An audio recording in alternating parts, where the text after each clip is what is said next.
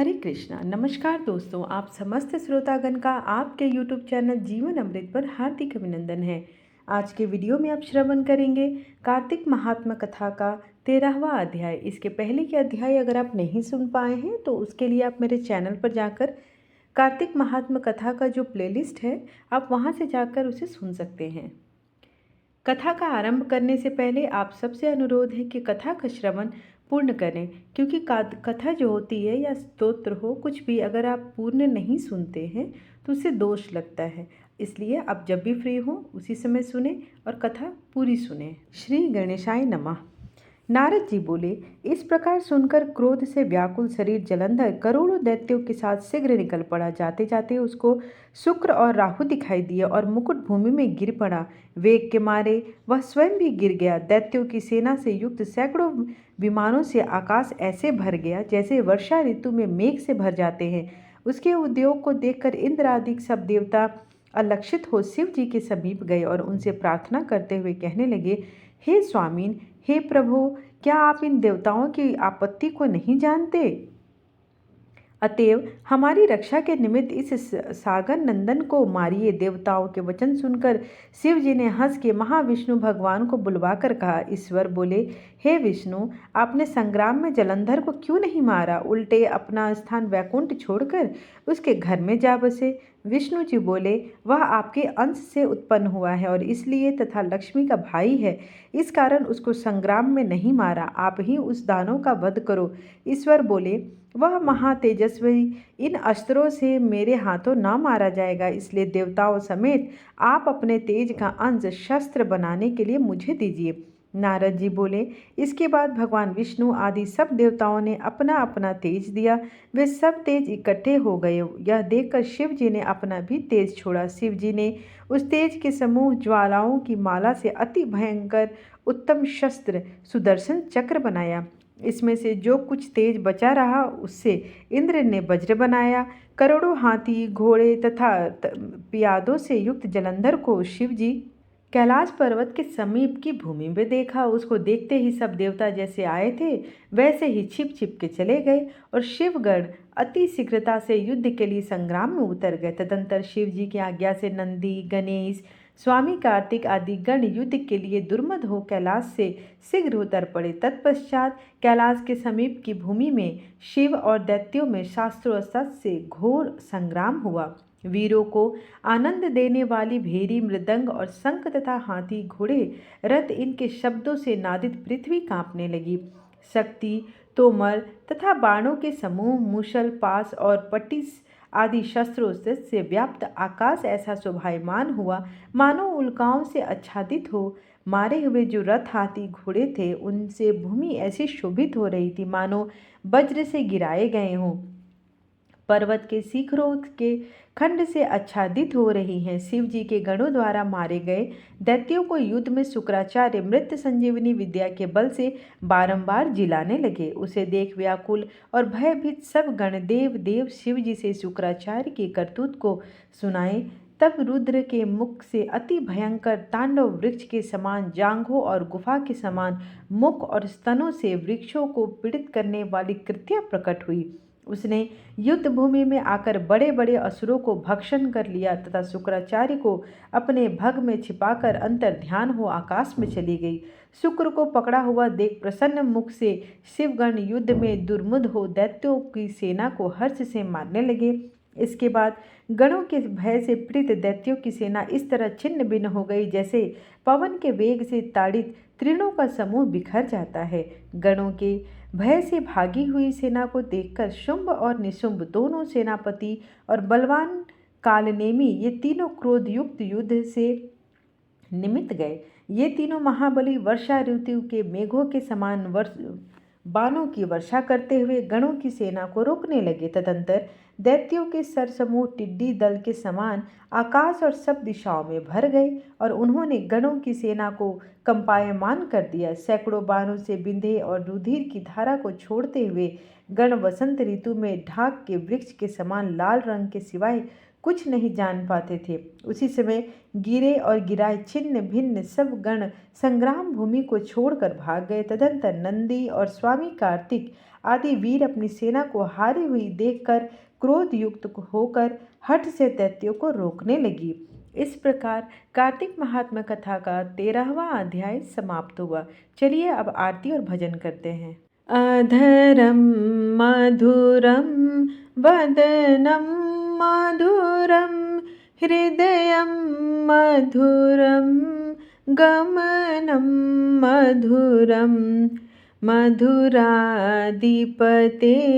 रखिलं मधुरं वचनं मधुरं चरितं मधुरं वासनं मधुरं बलितं मधुरं वेणुर्मधुरो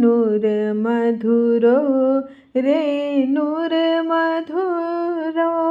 नृत्यं मधुरं सङ्ख्यं मधुरं गीतं मधुरं पीतं मधुरं भक्तं मधुरं सुप्तं मधुरं रूपं मधुरं तिलकं मधुरं मधुराधिपतेरखिलं मधुरं कर्णं मधुरं तरणं मधुरं हरणं मधुरं रमणं मधुरं वमितं मधुरं शमितं मधुरं मधुराधिपते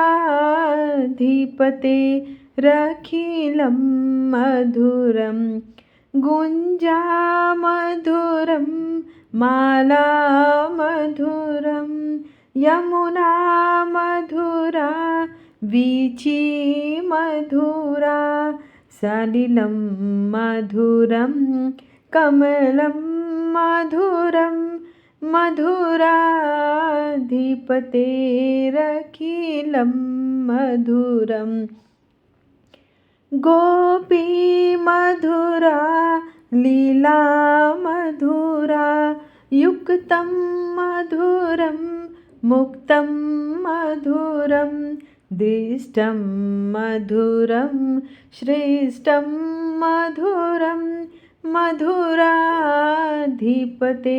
रखिलं मधुरं गोपमधुरा गावो मधुरा यस्तर मधुरा सृष्टि मधुरा दलितं मधुरं फलितं मधुरं मधुराधिपतेरखिलं मधुरम्।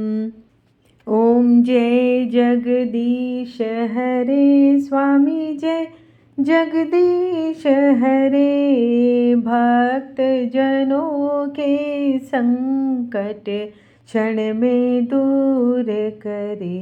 ओम जय जगदीश हरे जो ध्यावे फल पावे दुख बिन से मन का सुख संपत्ति घर आवे कष्ट मिटे तन का। ओम जय जगदीश हरे मात पिता तुम मेरे शरण गहूँ मैं किसकी तुम बिन और न दूजा आस करूँ मैं जिसकी। ओम जय जगदीश हरे तुम पूर्ण परमात्मा तुम अंतर्यामी पार ब्रह्म परमेश्वर तुम सबके स्वामी। ओम जय जगदीश हरे तुम करुणा के सागर तुम पालन करता। मैं मूरख खल कामी, कृपा करो भरता। ओम जय जगदीश हरे, तुम हो एक अगोचर, सबके प्राणपति। किस विधि मिलूं दया मैं, तुमको मैं कुमति। ओम जय जगदीश हरे, दीन बंधु दुख हरता। तुम रक्षक मेरे, अपने हाथ उठाओ। द्वार पड़ा मैं तेरे, ओम जय जगदीश हरे। विषय विकार मिटाओ, पाप हरो देवा। श्रद्धा भक्ति बढ़ाओ, संतन की सेवा। ओम जय जगदीश हरे, श्री जगदीश जी की आरती जो कोई नर गावे। कहत शिवानंद स्वामी, सुख संपत्ति पावे। ओम जय जगदीश हरे। आज की कथा का श्रवण करने के लिए आप सबका बहुत बहुत धन्यवाद। कथा आपको अच्छी लगी हो तो चैनल को लाइक शेयर एंड सब्सक्राइब करना बिल्कुल न भूलें। धन्यवाद।